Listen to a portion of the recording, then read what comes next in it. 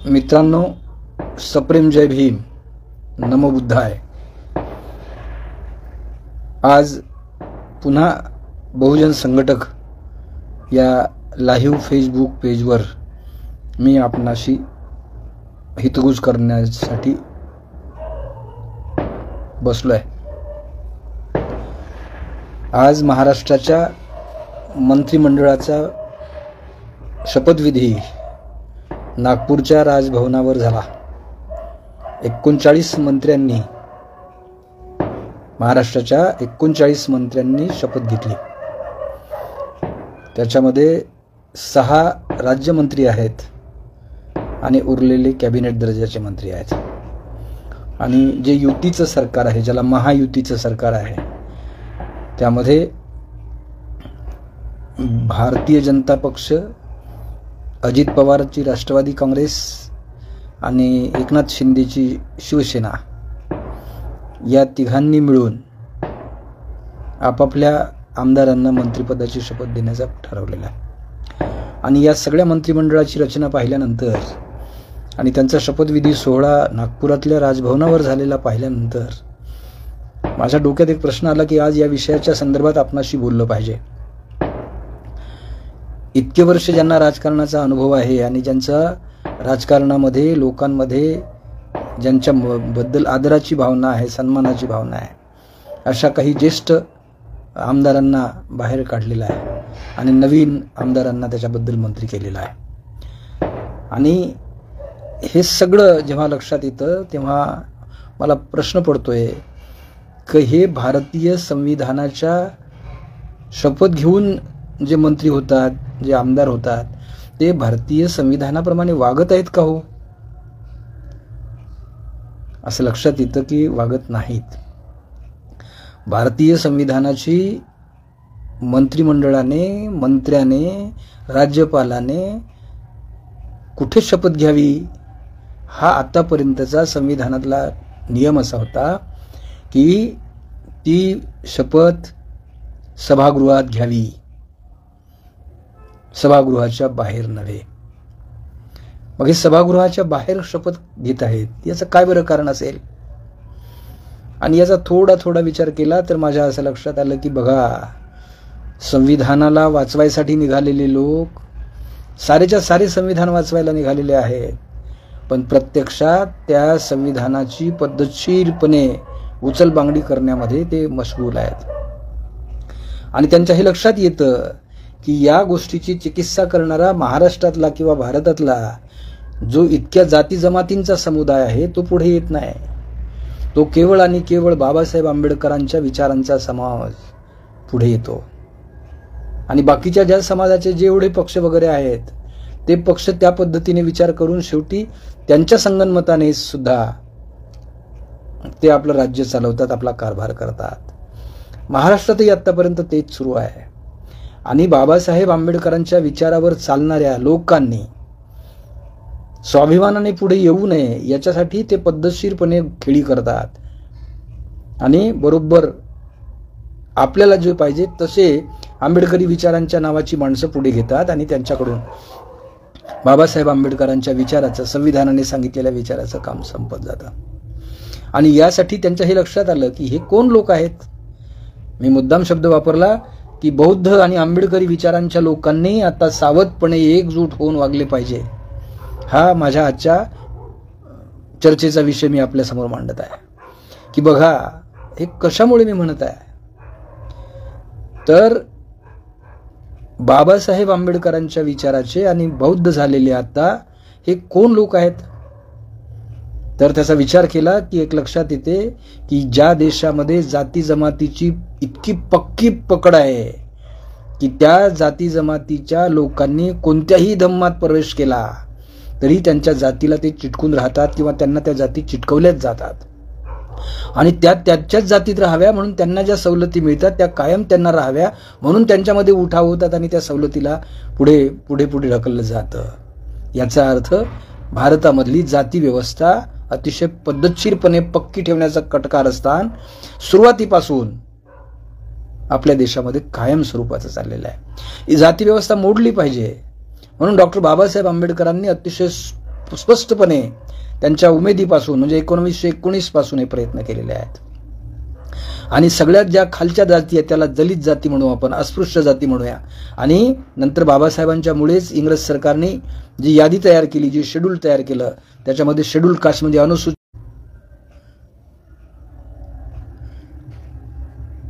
Schedule tribe म्हणजे अनुसूचित जनजाती या पद्धतीने त्यांनी ते सुरू केलेलं आहे आणि तेच तसंच चालत आलेलं आहे. आणि मग त्यांच्या एक लक्षात आलं की हे आंबेडकरी विचारांचे आणि बौद्ध समाजाचे लोक कोण होते किंवा कोण आहेत. तर त्यांच्या पक्कपणे ध्यानात आहे की भारतातल्या इतर जाती समूहांपेक्षा महार समाजाची जात किंवा महार जात ही प्रभावी आहे. म्हणून या महार जातीने बाबासाहेब आंबेडकरांमुळे 1956 नंतर जो बौद्ध धम्म स्वीकारला आणि आपण बौद्ध झालो. त्याच्यानंतर बाबासाहेब आंबेडकरांच्या विचारांचे झालो म्हणून आंबेडकरी विचारांचे झालो. परंतु आपल्या जातीला वगळून बाकी सगळ्या जाती आपल्यालाही त्याच जुन्या जातीने पाहतात हे आतापर्यंत त्यांच्या डोक्यातून गेलेलं नाही. आणि जाती व्यवस्थेची उतरंडी एवढी पक्की आहे की केव्हा काय होईल काही सांगता येत नाही. आणि ही बाब केवळ आणि केवळ या देशामध्ये जी ब्राह्मण विचारधारा आहे, ज्याला ब्राह्मणी विचारधारा म्हणतो आपण, ज्याला सनातनी विचारधारा म्हणतो, ज्याला मनुस्मृतीवादी विचारधारा म्हणतो, जी विचारधारा अतिशय तीव्रपणे एका माणसाचा दुसऱ्या माणसाशी भेद करते. माणसांनी आपल्याच ताब्यात राहावं, आपण म्हणावं तसंच त्यांनी वागलं पाहिजे, त्यांनी कायम आपले गुलाम राहिले पाहिजे, ही त्यांची जी सिस्टीम आहे, ही त्यांची जी पद्धत आहे ती हजारो वर्षापासून ती चालत आलेली आहे. ते कायम आपल्याला गुलाम ठेवत आहे. आणि ज्यावेळी एखादा राजा या गुलामीतून मुक्त होण्यासाठी त्या लोकांना आधार देतो, त्या अस्पृश्यांना, त्या शूद्रांना, त्या दलितांना आधार देतो, त्यावेळी ते राजालाच त्या पदावरून उतरवतात. हा सुद्धा इतिहास आपल्याला पाहायला पाहिजे. आणि म्हणून इतके राजे आले, मुसलमान राजे आले, पण मुसलमान राजांनी ही व्यवस्था बदलवली नाही. उलट मुसलमान राजांना या ब्राह्मणी विचारधारेंनी आपल्या मुली दिल्या, स्त्रिया दिल्या आणि कायम सरंजामी पद्धती, कायम मनुस्मृतीची पद्धती, कायम ब्राह्मणी वर्चस्व कायम ठेवण्यासाठी ते सतत प्रयत्नशील असतात. हा विचार केला तर मग महार समाजाचा आपण विचार केला पाहिजे की महार कोण आहेत. मग इतिहासाच्या डोकावून पाहिलं की महार हे नागवंशी आहेत, महार हे मूल निवासी आहेत आणि महार हे महाराष्ट्रात राहणारे मूळचे इथले राजे आहेत. मग ते दास आहेत, दस्यू आहेत, ते राजे आहेत, ते नाग आहेत, ते नाक आहेत. आणि महार या शब्दाचा अर्थ काय आहे? महार या शब्दाचा अर्थ महाअरी असा घेतलेला आहे, महारी. आणि महाअरी म्हणजे सर्वात मोठा शत्रू. ब्राह्मणी विचाराचा, माणुसकीच्या विरुद्ध विचाराचा जो कोणी माणूस आहे तो महार आहे. माणुसकीला घेऊन आपला संघर्ष करणारा, माणसांसाठी संघर्ष करणारा हा महार आहे. आणि म्हणून हा ब्राह्मणी विचाराचा सगळ्यात मोठा शत्रू आहे आणि म्हणून त्याला महाआरी म्हटलंय. आणि या महारांचं जेव्हा वर्चस्व होतं मौर्य साम्राज्यापासून चालत आलेलं, त्यांनी ते संपुष्टात आणण्यासाठी पुष्यमित्र शृंगाने प्रयत्न केले. पुष्यमित्र शृंगाने या देशामध्ये जे बौद्ध झाले होते, जे शिक्षण देत होते भगवान बुद्धाच्या विचारसरणीचं, त्यांच्या हत्या केल्या. हे आपल्याला सगळ्यांना पुन्हा पुन्हा सांगण्याची गरज नाही, ते आहेच. पण पुष्यमित्र असं म्हणतो की महारी हे नाव पुष्यमित्र शृंगाने दिलेलं आहे. आणि कशासाठी वापरलंय त्याने? तर पुष्यमित्र शृंगाने महारांनी 21 वेळा त्याच्या विरुद्ध लढाई केली. पुष्यमित्र शृंगाशी 21 वेळा लढणाऱ्या जातींचा समूह म्हणजे असा तो विचार आहे. आणि या विचाराने हे केलं तर मग लक्षात येतं की महार ही जात लढवय्यी आहे. ब्रिटिश आमदानीमध्ये 1750 मध्ये ज्यावेळी ईस्ट इंडिया कंपनी भारतामध्ये आली आणि तिने आपलं वर्चस्व, आपलं वलय वाढवायचा प्रयत्न केला, त्यावेळी ब्रिटिशांनी बॉम्बे आर्मीमध्ये ज्या सैनिकांची भरती केली त्याच्यामध्ये 20% ते 25% केवळ आणि केवळ महार सैनिक होते. आणि या महार सैनिकांनी इंग्रजांच्या बाजूने या देशातील अनेक संस्थानांच्या विरुद्ध लढाई केली आणि त्या लढाया जिंकून दाखवल्या. त्याच्यातली सगळ्यात नावाजलेली लढाई जी आहे ती लढाई आहे पेशव्यांच्या विरुद्धची 1818 सालची. 1 जानेवारी 1818ला भीमा कोरेगाव येथे पेशव्यांशी झालेल्या लढाईत ब्रिटिश आर्मीमध्ये 500 महार सैनिक होते व त्यांनी पेशव्याच्या 27,000 सैनिकांचा पाडाव केला. त्या लढाईत 22 महारांना वीरमरण आले. त्यांची नावे 1851 साली कोरेगाव येथे स्तंभाची उभारणी केली त्यात कोरलेली आहे. तो आजही विजयी स्तंभ म्हणून ख्यातनाम आहे. बाबासाहेब आंबेडकर 1 जानेवारीला या ध्वजस्तंभाला वंदन करण्यासाठी जात व महारांच्या शौर्याला मानवंदना करीत. ते महार लोक, या महारांना महारच राहिलं पाहिजे, दलितच राहिलं पाहिजे यासाठी सतत ब्राह्मणांनी चळवळी केलेल्या आहेत. ब्राह्मणांनी अशा पद्धतीनं ते वेगवेगळे डाव खेळतात की आपल्या लक्षात सुद्धा येत नाही. त्याच्यातली एक कथा मी आपल्याला सांगितलीच पाहिजे. ती कथा अशी आहे की एका देवळामध्ये ब्राह्मण पुजारी पूजा करत असतो. आता पूजा करताना तो अंगावर आपल्या कमरेला सोवळं बांधतो, धोतर घालतो, ते सोवळं म्हणून प्रसिद्ध आहे. आणि तो पूजा करत असताना तो मंदिराच्या बाहेर येतो. त्यावेळी काही महारांची पोरं तिथे खेळत असतात त्या मंदिराच्या समोर, आत जात नाहीत, समोर खेळत असतात. तो जेव्हा खाली येतो तर तो त्या महाराला पाहू, त्या ब्राह्मण पुजाऱ्याला पाहून त्याच्यातला एक मुलगा त्या ब्राह्मणाचा धोत्राचा कासोटा ओढतो आणि तो कासोटा फिटतो. त्या ब्राह्मणाला खूप राग येतो. हे कोण पोर आहे? तो जोरात त्यांच्यावर ओरडतो आणि ते पोर हसतात आणि सांगतात की आम्ही महार समाजाची पोरं. मग तुम्ही, अरे तुम्ही महारात का? वा वा, या या इकडे या. आणि तो अतिशय पद्धतशीरपणे त्यांना बोलवतो आणि तू माझ्या कासोट्याला हात घातलास, असं कर, हे तू 4 आणे घे आणि जा, याच्या गोळ्या खा, त्याच्याबद्दल तुला धन्यवाद. आणि त्या महाराच्या पोराच्या हातावर तो 4 आणे ठेवतो.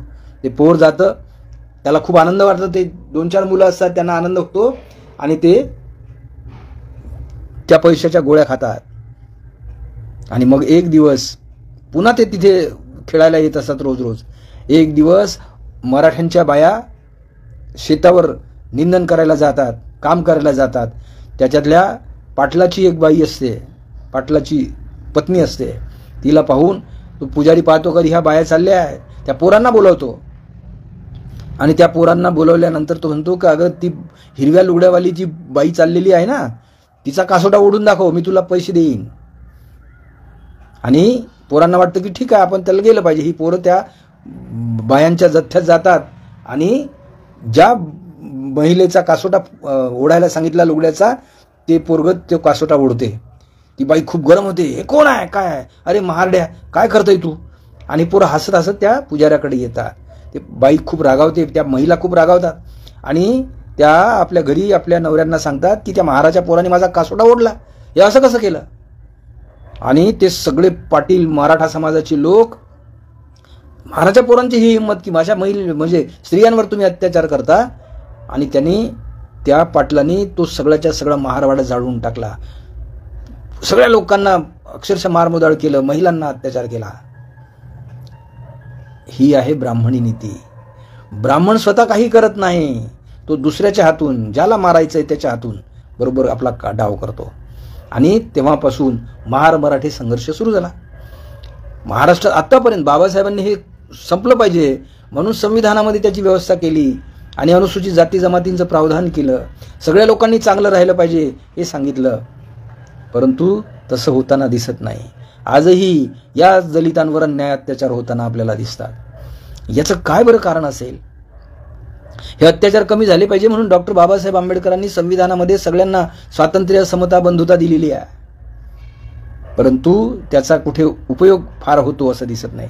बाबासाहेब असं म्हणाले होते, आपल्या लोकांना समजूतदारपणे व्हायला होते. 26 नोव्हेंबर 1949च्या त्यांच्या भाषणामध्ये त्यांनी म्हटलंय की केवळ बाह्य स्वरूपात नव्हे तर प्रत्यक्षात लोकशाही अस्तित्वात यावी अशी जर आपली इच्छा असेल तर त्यासाठी आपण काय करायला हवे?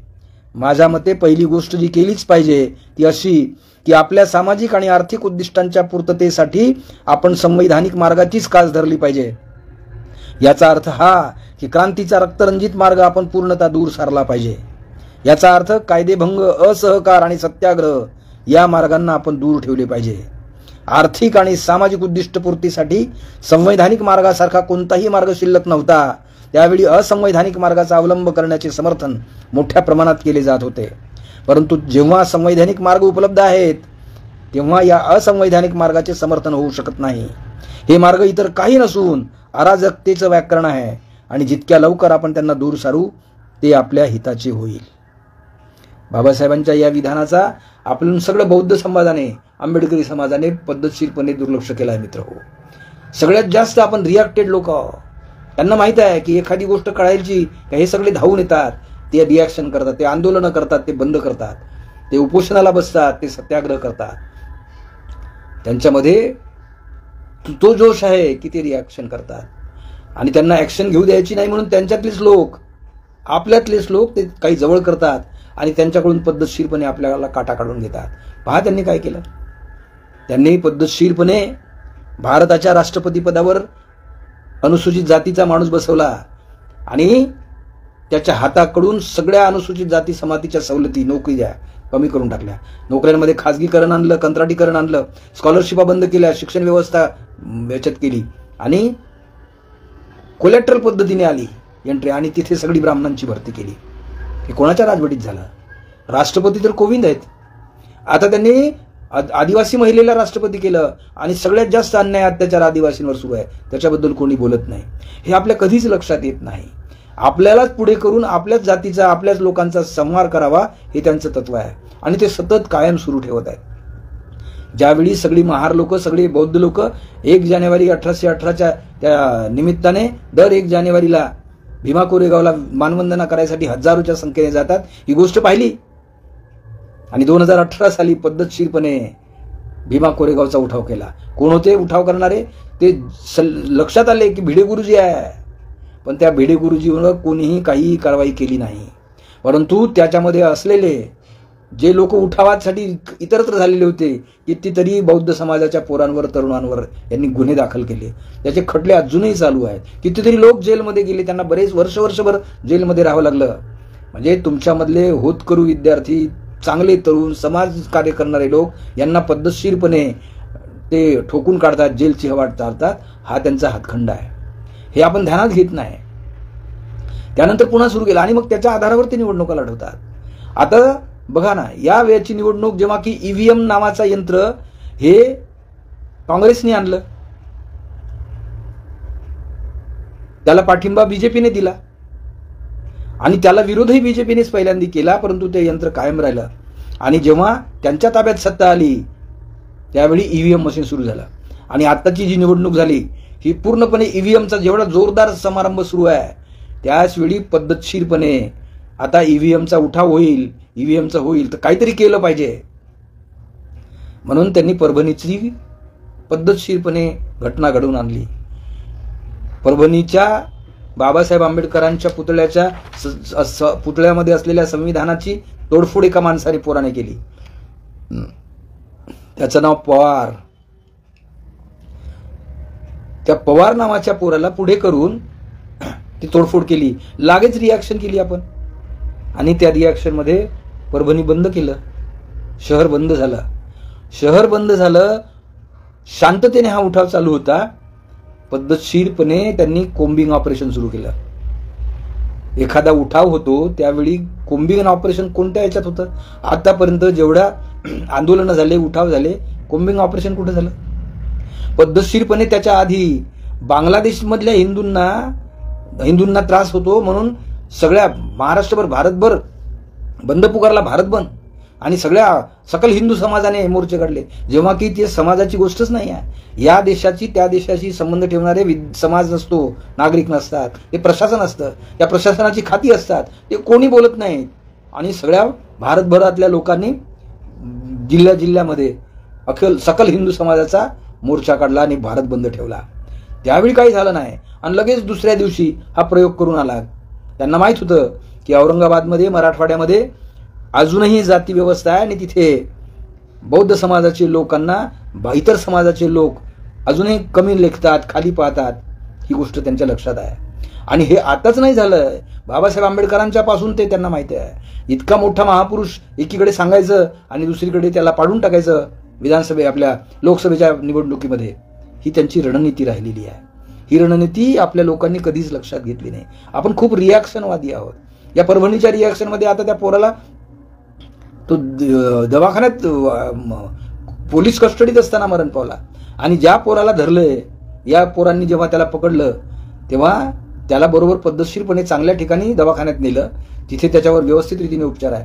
आणि नवीन असलेला मुख्यमंत्री अनाजी पंत सारखा बोलतोय की तो पोरगा माथेफिरू होता आणि तो पागल होता, मनोरुग्ण होता. याने दवाखान्यात नेलं त्याला. हा डॉक्टर आहे, डॉक्टरांचं सर्टिफिकेट आहे आणि तो मनोरुग्ण आहे. आणि म्हणून विदर्भ परभणी बंद करायचं आणि त्या परभणी बंद करण्यात कॉम्बिन ऑपरेशन. आणि कोण ऑपरेशन करणारा माणूस आहे? तिथे PSI ला पाठवतात, त्याचं नाव आहे अशोक घोरबाण. त्याने सगळं परभणीचा सगळा हे करून टाकला. घराघरात जाऊन आपल्या पोलिसांना ताब्यात घेऊन त्यांनीच मोडतोड केली. त्यांच्याच अधिकाऱ्यांनी मोडतोड केली. ते पोलिसी वेशातले लोक जेव्हा गाड्या तोडताना दिसतात, काच फोडताना दिसतात आणि ऑपरेशन कोम्बी भीमनगरातल्या लोकांचं. आणि मग त्याच्याबद्दल माहिती येते की हा अशोक घोरबाण, ज्याने नांदेडच्या प्रकरणात तोच होता, भीमा कोरेगावच्या प्रकरणात त्यालाच पुढे केलं होतं, त्याच्यावर अद्यापपर्यंत काही कार्यवाही होत नाही. कारण तो बरोबर BJPच्या विचारधारेशी, RSSच्या विचारधारेशी, म्हणजे मनुस्मृतीच्या विचारधारेशी, म्हणजे ब्राह्मणी विचारधारेशी काम करणारा खंदा त्यांचा स्वयंसेवक आहे. हे आपलं लक्ष. त्याच्यावर काहीच होत नाही. भिडे गुरुजीवर काहीच होत नाही. मुंबईचं प्रकरण जेव्हा झालं रमाबाई नगरातलं, त्यावेळी तो कदम नावाचा माणूस PSI होता आणि ते रमाबाई हत्याकांड घडवून आणलं.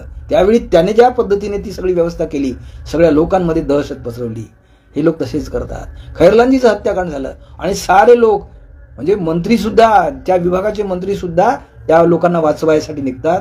याचा अर्थ एक गोष्ट लक्षात घेतली पाहिजे बौद्ध झालेल्या आंबेडकरी विचारांच्याच पूर्वाश्रमीच्या महार समाजाने, की हे आजही तुमचा प्रचंड द्वेष करतात. आणि तुम्ही जितके जास्त लाचारीत राहाल, तुमच्यावर जितके जास्त अन्याय होतील, तेवढे हे आनंदी राहतील. आणि म्हणून आज आपण सावध होण्याची गरज आहे. कारण आता तिथं तुम्ही माहित असेल, त्या बोडणार प्रकरणामध्ये आपल्या लक्षात आलं असेल बाबासाहेब आंबेडकरांची कमान काय पाडली आणि काय प्रकार झाला. आता एक मुलगा मरण पावला, संदीप सूर्यवंशी नावाचा, वडार समाजाचा पोर. तो असा कसा पोलीस कस्टडीत, न्यायालयीन कस्टडीत मरतो? त्याला दवाखान्यात का नेलं जात नाही? हा विचार करण्याची गरज आहे. आणि आता तर मंत्रिमंडळाचा शपथविधी पाहिला. मंत्र्यांचा शपथविधी, जेव्हा महेंद्राचा शपथविधी आझाद मैदानावर, हे काय भानगड आहे? एकीकडे संविधान, आणि शपथ घेताना सगळे संविधानाची शपथ घेतात आणि त्याच्या विरुद्ध वागतात. मित्र हो, एक गोष्ट मी तुम्हाला सांगितली पाहिजे, त्यासाठी मुद्दाम आज आलो. ज्यावेळी मानव मुक्तीसाठी जे क्रांतिकारी लढले, त्यांच्या विचारांना 100 वर्षात संपवायचा हे कट करतात. हे लक्षात घ्या. त्यांनी चक्रधरला असं संपवलं, भगवान बुद्धाला याच पद्धतीने ट्रीटमेंट केली. त्यांना मोठं करतात, त्यांचे विचार येऊ देत नाहीत. हे लक्षात घ्या.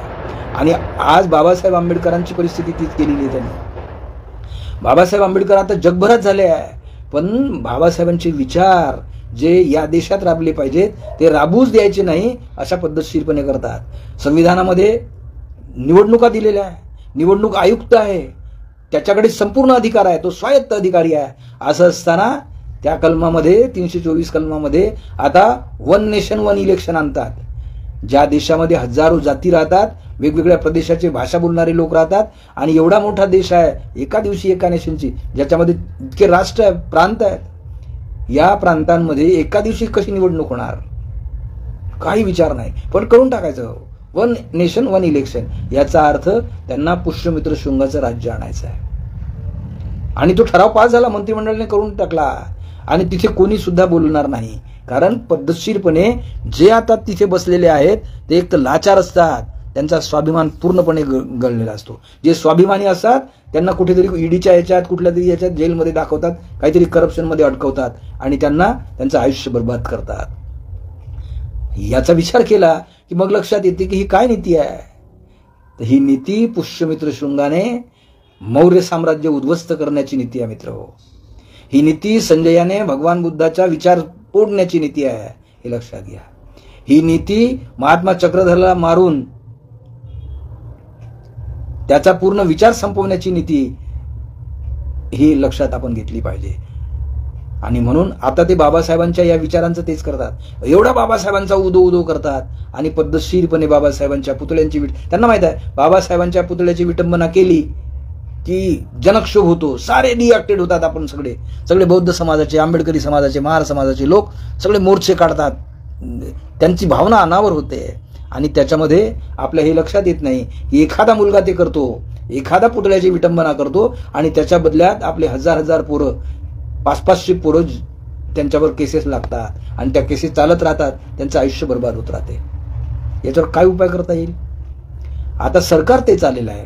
आता तर जे मंत्री पाहिलेले आहेत आणि जे पाहत आहेत, काय करणार आहे?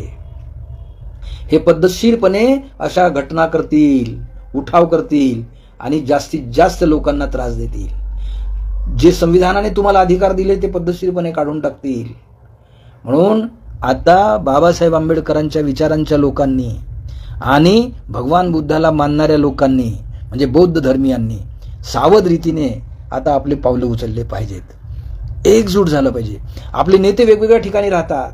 आता कोणाला म्हणायचं? जोगेंद्र कवाडेंना म्हणायचं, रामदास आठवलेला म्हणायचं, कांबळेला म्हणायचं, किंवा निकाळजेला म्हणायचं, कोणाला म्हणायचं? कोणाला म्हणायचं? आता नेत्यांना ते पद्धतशीरपणे हायजॅक करतात आणि त्यांचे कार्यकर्ते मात्र तसेच्या तसेच राहतात. आणि त्या कार्यकर्त्यांनी जमावून आणलेले तरुण नागरिक हे सगळ्या लोकांवर अन्याय अत्याचार होतात. कारण आपण रिॲक्टेड लोक आहोत. आता आपण ब्राह्मणी कावा ओळखला पाहिजे. तो कसा पद्धतशीर ओळखता येईल याचा अभ्यास केला पाहिजे आणि त्यांना त्यांच्याच पद्धतीने उत्तर देण्यासाठी आता वेगळा संघर्ष करण्याची गरज आहे. ज्या पद्धतीने डॉक्टर बाबासाहेब आंबेडकरांनी संघर्ष केला, पण त्यावेळी सत्तेमध्ये इंग्रज अधिकारी होते म्हणून बाबासाहेबांचं ते ऐकायचे. बाबासाहेब त्यांना ठणकावून सांगायचे. फुल्यांनी चळवळ उभी केली कारण फुल्यांच्या काळात इंग्रज अधिकारी होते. आता हे आपल्याच देशातले आपलेच अधिकारी आहेत आणि यांचा इतिहास आहे की त्यांचा राजा संपवायचा असेल तर तेच बेईमान होतात, फितूर होतात. त्यांच्यामधला एखादा दाभोळकर जेव्हा त्यांच्या विरुद्ध वागतो त्याची हत्या करतात, ते सोडत नाहीत. त्यांचा एखादा संघाचा अध्यक्ष असतो त्याला सुद्धा ते मारतात, ते सोडत नाहीत. त्यांचं काम करणारा, त्यांच्या विरुद्ध असणारा, त्यांच्या विचारसरणीच्या विरुद्ध असणारा त्यांचा जरी माणूस असला तरी त्यांना संपवतात. ही त्यांची परंपरा आहे. या परंपरेला कायम ठेवण्यासाठी ते सतत प्रयत्नशील असतात. पण माणुसकीची परंपरा, समाजाची परंपरा, बाबासाहेब आंबेडकरांनी दिलेली समता, स्वातंत्र्य, बंधुता याची परंपरा ठेवायची असेल तर आता आपण रिॲक्टेड होणं कमी केलं पाहिजे. आता आपण ॲक्शन घेतली पाहिजे. आपण कार्य केलं पाहिजे. कसं करता येईल हा विचार करण्याची गरज आहे. आणि मग ज्यावेळी जसं आता ईव्हीएम मशीनबद्दल, ईव्हीएम मशीनचा आता काय हे याला तुम्ही आता कोर्टात जाणार, काही फरक पडणार नाही. त्यांना आंदोलन झाले की ते आंदोलन चिरडून टाकतील. तिथे आंदोलन करणारे पोरं आपले जेलमध्ये जातील, त्यांच्या सगळे आयुष्य बर्बाद करतील. हे लक्षात घेतलं पाहिजे आपण. आता संविधानिक, बाबासाहेबांनी सांगितलं संविधानिक मार्गानेच गेलं पाहिजे. आता संविधानिक मार्ग कसा होईल? तर जर तुम्ही भरपूर लोक आहात तर तुम्ही जनजागृती करा. बरोबर आहे ना? आम्ही ईव्हीएमच्या मतदाराला मान्य करणार नाही. येऊ द्या निवडणुका. एक मार्कडवाडी नावाचं गाव जेव्हा ते सगळं करते, सगळ्या देशभर त्याची हे होते. आपण या पद्धतीने उठाव करायची, क्रिया करायची. एज्युकेशनमध्ये तेच करायचं. त्यांनी एज्युकेशन सिस्टीम आणली. या एज्युकेशन सिस्टीमला आपण स्वतःच्या एज्युकेशन इन्स्टिट्यूट आणि स्वतःचे अभ्यासक्रम निर्माण करू शकतो. कारण संविधानाने आपल्याला तसा अधिकार दिलेला आहे. आपण आता स्वतःच्या नोकऱ्या आपण स्वतः निर्माण करू शकतो. संविधानाने आपल्याला तसा अधिकार दिलेला आहे. आतापर्यंत आपण नोकरदार होतो म्हणून त्यांनी आपल्याला वापरून घेतलं. आपल्या लक्षात येईल की प्रशासन सेवेमध्ये जसं पोलीस विभागामध्ये कितीतरी लोक आपले आहेत, परंतु वरून आलं तसंच सांगतात. एज्युकेशनमध्ये कितीतरी लोक आपले आहेत पण ते स्वतःच्या डोक्याचा वापरच करत नाहीत. कारण त्यांच्यावर लाचारीची पाळी आलेली आहे. आणि हे केवळ 3%, 3.5% या विचारसरणीचे लोक जर या पद्धतीनं देश चालवत असतील तर असं गृहीत धरा की पुष्यमित्र शृंगाचं राज्य आलं आहे आणि ते आता रामाच्या नावाचा जय जयकार करणार आहेत. म्हणून आपण शांततेनं, संयमाने हा विचार केला पाहिजे मित्रहो, की आता मोर्चे काढणं, आंदोलनं करणं, उपोषणाला बसणं हे थांबवू आपण. बाबासाहेबांनी सांगितलं, कारण आता आपलं सरकार आहे, कारण आपण मतदान केलेलं आहे. आता ते मतदान चुकीचं केलं की बरोबर केलं हे तपासायची जबाबदारी आपण घेतली पाहिजे. आता पुन्हा निवडणुका येतील, ग्रामपंचायतीची येतील, नगर परिषदेच्या येतील, जिल्हा परिषदेच्या येतील. या निवडणुकांमध्ये, स्थानिक स्वराज्य संस्थांच्या निवडणुकांमध्ये आपण समूहाने सांगायचं की उदाहरणार्थ आता आमच्या मूल्यामध्ये 2000 मतं आहेत, 1800 मतदार समूह त्या मतदानाचा बहिष्कार करतील आधीच्या दिवशी आणि त्यांना सांगतील की 1800 मतदार या ईव्हीएमच्या मशीनमध्ये मतदान करणार नाहीत. तुम्ही बॅलेट पेपर लावा, लावत नसाल तर आम्ही मतदान करत नाही, संपला विषय. याच पद्धतीनं करायला पाहिजे. तुम्ही जर कोलेक्टर पद्धतीने नोकरी कराल, कंत्राटी पद्धतीने नोकऱ्या कराल तर ठीक आहे, त्या लोकांना समजून दिलं पाहिजे बहुजन समाजाच्या. आपला प्रॉब्लेम असा आहे, जसं बहुजन समाज पार्टी म्हणतो, मी जेव्हा विचार करतो तेव्हा बहुजन समाज पार्टीमध्ये बहुजन समाजाचे कोण लोक आहेत? सारेच्या सारे अनुसूचित जातीचे लोक आहेत आणि बहुजन समाजाच्या डोक्यातली जाती व्यवस्था, त्या जाती व्यवस्थेमधले हे दलित आहेत, हे आपल्यापेक्षा कमी दर्जाचे आहेत, ही भावना आपण त्यांच्यामधून काढू शकलो नाही. त्याची परिणाम आणि ते काढू देणार नाहीत. त्यांना समजवण्याची गरज आहे. हा प्रारंभ आपण केला पाहिजे, तर आणि तरच माणूस म्हणून आपला देश जिवंत राहू शकेल, माणुसकी या देशातली जिवंत राहू शकेल. आणि ते वेगवेगळ्या युक्त्या करणार, इतक्या त्यांच्या एवढ्या युक्तिबाज माणूस कोणीच दिसत नाही. तुम्हाला सांगतो, कोणत्या वेळी ते काय करतील सांगता येत नाही. पद्धतशीरपणे त्यांनी माळी समाजाच्या छगन भुजबळला आज बाजूला केलेला आहे. पद्धतशीरपणे धनगर समाजाची एवढी सगळी मतं घेतली आणि धनगर समाजाच्या कार्यकर्त्यांना बाजूला केलेलं आहे. ते पद्धतशीरपणे जेवढे मराठी त्यांच्या बाजूने होते, जे मराठ्यांचे आंदोलन झाले, आता त्यांना बरोबर शांत राहण्यासाठी काही गरज नाही त्यांची. म्हणजे बरोबर ब्राह्मणांना आपली मनुस्मृतीचं सरकार कसं आणायचं ते ठरवतात आणि मला भीती आहे की ते जे ठरवतात ते पक्क करतात. त्यांनी 100 वर्षात बाबासाहेब आंबेडकरांचा विचार संपवायचं ठरवलं होतं 1925 साली आणि 2025 साली ते 100 वर्ष पूर्ण होत आहेत. ते कामाला लागले आहेत, चिवटपणे कामाला लागले आहेत आणि आपल्याला कोणत्याही कारणात गुंतवू शकतात, कारण त्यांना माहित आहे हे रिॲक्टेड लोक आहेत. एखादी फुस गोष्ट करतील आणि त्याच्याबद्दल भडकून टाकतील आणि मग कोम्बिंग ऑपरेशन करायला त्यांच्याकडे अशोक घोरवाण सारखे लोक आहेतच. ते घराघरात घुसून सगळं काम करतील आणि बस, त्याच्यावर काही लक्षात येत नाही. कदम सारखे त्यांच्याकडे PSI आहेत, न्यायाधीश चंद्रचूड सारखे न्यायाधीश आहेत, सगळी व्यवस्था त्यांच्याकडे बरोबर आहे. या दृष्टीने आपण विचार करायला हवा आणि सनदशीर मार्गाने आपण हा काम करायला पाहिजे, तर आणि तरच आपण माणसं म्हणून या जगात जगू राहू शकू. नाहीतर हे आपल्याला गुलाम करणार आहे, ते ध्यानात ठेवा. कारण भारतामध्ये सगळ्यात जास्त, महाराष्ट्रामध्ये सगळ्यात जास्त आतून देश कोणाचा हात असेल तर पूर्वाश्रमीच्या महार समाजाचा आणि नंतरच्या बौद्ध समाजाचा करता हाती, ध्यानात ठेवा. अनेक लोकांना हे अनुभव आले असतील. जे लाचार होतात त्यांना नाईलाज असतो, ते त्यांच्या पद्धतीने जगतात, वागतात. पण जे स्वाभिमानी असतात त्यांचा पार, त्यांचे हालाल करून त्यांना त्रास दिला जातो. ही वस्तुस्थिती आहे. यासाठी हा नेता की तो नेता हे विसरून जाऊ आपण सगळे एक कसे येऊ शकू. सामान्य लोकांनीच आता एकत्र येण्याची गरज आहे आणि त्यासाठीच माझं आजचं व्याख्यान आहे. आपण याच्यावर विचार करा आणि ठरवूया. आपण आपल्या मोहल्ल्यात 5 लोक आहेत, त्यांना एकत्र करूया. अरे नाही करायची लढाई अशी, आता पद्धतशीरपणे करायला पाहिजे. जसं 1 नेशन 1 इलेक्शनचं आहे. आता आम्ही आता वर्धेतून आम्ही सुरू करणार आहे की हे राष्ट्रपतीला पाठवणार की हे बरोबर नाही आहे, आम्हाला 1 नेशन 1 इलेक्शन नाही पाहिजे, तुम्ही हा ठराव घेऊ नका. आणि त्या माहिती आहे त्या राष्ट्रपती सुद्धा त्यांच्या अधिकारात असतील, त्या सही करून टाकतील. पण ज्यावेळी निवडणुका येतील त्यावेळी आपण त्यांची जागा दाखवून दिली पाहिजे, कारण हाच एक उपाय आहे असं मला वाटते. आपण मला ऐकून घेतलं याबद्दल मी आपले सगळ्यांचे आभार मानतो, धन्यवाद मानतो. आणि कृपा करून या पद्धतीनं विचार करायला सर्व लोकांना सांगा. याच्यात काही चुका असतील तर त्या दुरुस्त करू आपण.